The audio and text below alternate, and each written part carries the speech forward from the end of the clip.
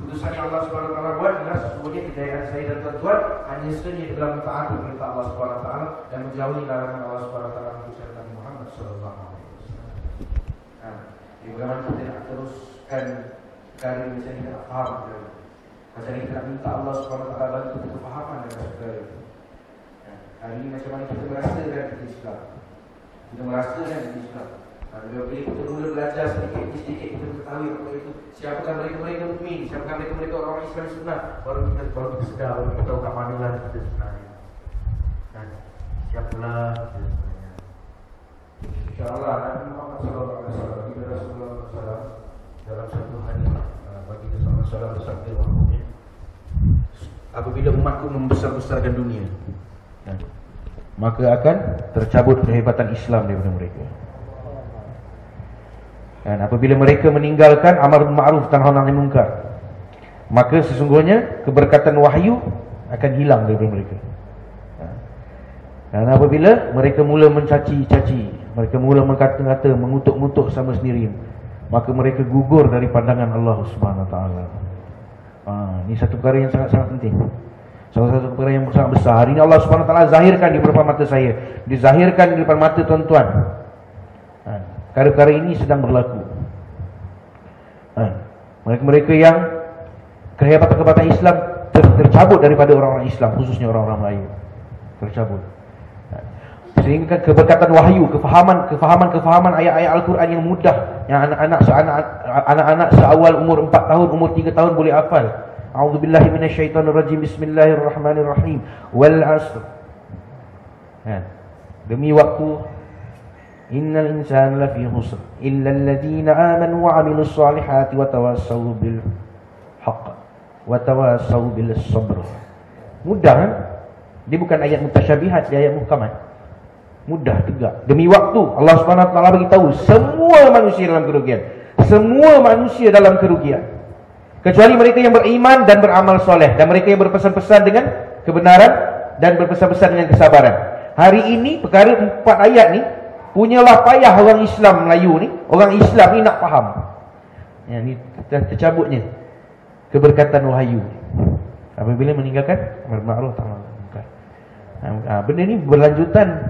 Dah mulalah bercakap tentang gitu, yang gini-gini, yang itu buat betul, yang ini buat betul, yang itu buat tak betul, ini buat tak betul. Masya-Allah. Jadi perkara ini bagaimana kita harus islahkan diri kita, kan? Inilah tujuan kita keluar. Inilah tujuan kita tinggalkan sebentar perkara-perkara yang melalaikan kita, melupakan kita. Kita ni lemah. Allah SWT beritahu dah kita ni memang lemah. Dan Nabi beritahu dah kita ni memang lemah. Nabi SAW sabda sesungguhnya agama itu adalah nasihat. Mereka-mereka yang memberi nasihat, mereka-mereka yang mendengar nasihat. Dan perkara ini atas maksud ini kita cuba untuk belajar memberikan nasihat, belajar mendengar nasihat, meminta nasihat antara satu sama lain. Umat Islam ni ibarat satu tubuh yang sempurna, seluruhan umat Islam ibarat satu tubuh yang sempurna. Satu sakit dan tentu yang lain semua akan merasa kesannya. Elders bagi tahu kita ni semua orang didatangkan ke dunia ni, termasuk para nabi alaihissalam wassalam. Mereka ini dibekalkan oleh Allah Subhanahu Wa Taala dengan beberapa perkara. Keupayaan, masa dan satu lagi tu harta. Satu keupayaan, kita punya daya, kita punya tenaga. Satu masa dan satu lagi harta. Ketiga perkara ni ditopak lagi Allah SWT dengan satu perkara yang dinamakan ikhtiar. Kan? Barang siapa yang menggunakan tiga perkara ini atas ikhtiar satu jalan yang kebenaran, satu jalan yang hak, maka sesungguhnya dia akan menjadi asbab hidayat kepada diri dia dan jadi asbab hidayat kepada umat seluruh alam. Dia menggunakan ketiga perkara ni, menggunakan harta, masa dan juga dia punya daya upaya dia, tenaga dia, mengusahakan atas segala sesuatu perkara yang hak. Ikhtiar dia letak dalam satu perkara jalan yang hak, maka dia akan menjadi asbab hidayat, asbab kebaikan terhadap diri dia, keluarga dia dan umat seluruh alam. Barang siapa menggunakan tiga perkara ini pula diadaptasikan pada ikhtiar yang batil, ikhtiar yang batil, ikhtiar yang sementara ni, maka dia akan menjadi asbab kehancuran pada dia, pada diri dia, pada keluarga dia dan juga pada umat sekeliling dia, pada umat seluruh. Jadi perkara ini sangat-sangat penting lah. Sangat-sangat penting untuk kita belajar azam dengan Allah Subhanahu Wa Taala, supaya Allah Subhanahu Wa Taala menggunakan masa kita, harta kita, diri kita, tenaga kita atas satu jalan yang hak, satu jalan yang Allah Subhanahu Wa Taala suka. Allah Subhanahu Wa Taala kalau berkehendak, tuan-tuan, dia boleh letak saya sekarang ni atas bot dengan kawan-kawan saya tengah mancing udang kat sana tanpa apa pun faedah. Kalau Allah Subhanahu Wa Taala berkehendak, Allah Subhanahu Wa Taala boleh letak saya sekarang ni tengah tidur dekat rumah kan. Tengah syuting tengah syuting macam malam tadi kan. Allah Subhanahu Wa Taala uji sikit kan. Jadi ni sekarang ni Allah Subhanahu Wa Taala sedang menzahirkan kasih sayang Allah Subhanahu Wa Taala. Sedang menzahirkan kasih sayang Allah Subhanahu Wa Taala yang telah menetapkan 50,000 tahun sebelum Allah Subhanahu Wa Taala ciptakan langit dan bumi ni. Allah Subhanahu Wa Taala letak dah hari ini Tai bersama rakan-rakan yang berada di sini akan berada dekat sini.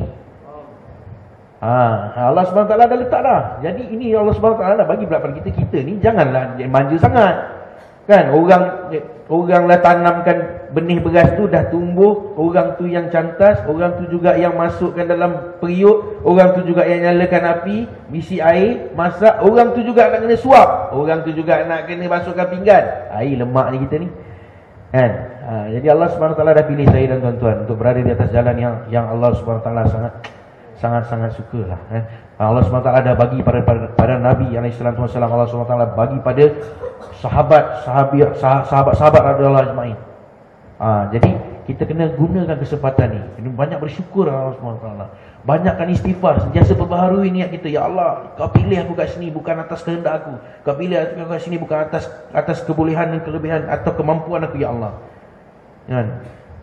Macam mana tuan-tuan kalau ini kita duduk dalam halaqah iman untuk memperbaharui iman kita kan? Kita selalu rasa beruntung Allah SWT pilih kita duduk dalam halaqah iman ni. Halaqah yang disertai oleh ribuan malaikat Allah SWT. Mendoakan, menyebut-nyebut nama-nama kita semua ni kan. Kita rasa beruntung. Tapi kalau kita tanya kepada Allah SWT, ya Allah, tapi mereka-mereka yang tidak dipilih tu ya Allah, macam mana? Allah SWT beritahu mereka tu semua iman dah sahih. Korang ni je yang slack ni. Jadi korang kena duduk. Masya Allah. Kan. Jadi kita kena sentiasa reverse psychology, terfikir, islah diri kita, perbaiki diri kita, perbaiki iman kita, perbaiki niat kita. Yang penting tu niat lah. Yang penting tu niat. Apabila niat kita tergelincir, Masya Allah, na'udzubillahi min zalik, kita tergelincir daripada jalan Allah Subhanahu Wa Taala. Jadi atas maksud ni tuan-tuan yang dimuliakan oleh Allah Subhanahu Wa Taala, saya petik sikit kisah yang berlaku sebelum kita akhiri perkara ni. Pertemuan kita pada hari ini saya petik daripada apa yang pernah berlaku pada Maulana Ilyas rahmatullah alaih. Satu hari Maulana Ilyas dia beritahu pada khadim dia untuk membelikan ubat dia habis. Ubat ni Maulana bagi duit kepada dia, kepada khadim dia. Maulana Ilyas rahmatullah alaih bagi tahu, kamu pergi ke satu klinik, kamu jumpa satu doktor, kamu bagi duit, kamu beli ubat ini. Kamu pergi klinik, kamu jumpa doktor tu, kamu bagi duit beli ubat ni. Jadi khadim dia pun keluar pergi, khadim dia terjumpa ubat yang sama di tepi jalan. Kan? Ubat yang sama di tepi jalan. Dalam perjalanan di klinik tu, dia jumpa ubat yang sama. Jadi dia pergi ke kedai tu, dia tengok, dia pun bagi. Dia beli yang tu, dia beli yang itu. Lepas tu dia balik ke markas, dia jumpa Maulana Ilyas, dia bagi tahu, dia minta maaf. Dia rasa bersalah. Saya pendekkan cerita dia. Dia rasa bersalah. Kata Maulana, saya minta maaf banyaklah Maulana. Maulana pesan kat saya bagi duit untuk pergi jumpa doktor kat klinik untuk beli ubat ni. Tapi saya tak pergi buat macam tu. Saya pergi kat kedai tepi jalan, saya jumpa ubat ni lebih kurang sama. Memang sama pun, jual dengan harga yang sama, tapi dia mungkin barang tiruan. Sebab saya tak jumpa doktor tu, dia kata. Hari Maulana Ilyas Rahmatullahi senyum je tengok dia. So, dia pun pelik. Dia rasa dia nak kena marah, tapi rupanya tak kena marah. Dia tanya, lepas tu dia tanya pada Maulana Ilyas, kenapa tak marah? Saya buat salah. Lepas tu Maulana Ilyas senyum. So, Maulana Ilyas beritahu pada dia, beginilah kita, orang-orang yang buat dakwah ni. Kita ni tiruan je. Kita ni barang tiruan. Yang betul-betul buat dakwah ni sahabat. Kita ni tiru-tiru nak buat dakwah. Tetapi Allah Subhanahu Wa Taala bayar harga sama. Subhanallah. Jadi insya-Allah atas maksud ni tuan-tuan, kemuliaan umat Nabi Muhammad SAW terletak pada pelaksanaan dakwah amar bil ma'ruf wa nahi anil munkar. Jadi atas maksud ini, untuk mengecap perkara ini, kita sama-sama azam insya-Allah. Kita azam tambah korban kita, Masyaikh dah bagi kita guideline 3 hari, 10 hari, 40 hari, 2 bulan, 4 bulan. InsyaAllah. Orang putih beritahu, baru ni saya duduk dalam satu klik ni, cerita pasal duit kan. Dia cakap, the more you give, the more you get. Dia macam ni.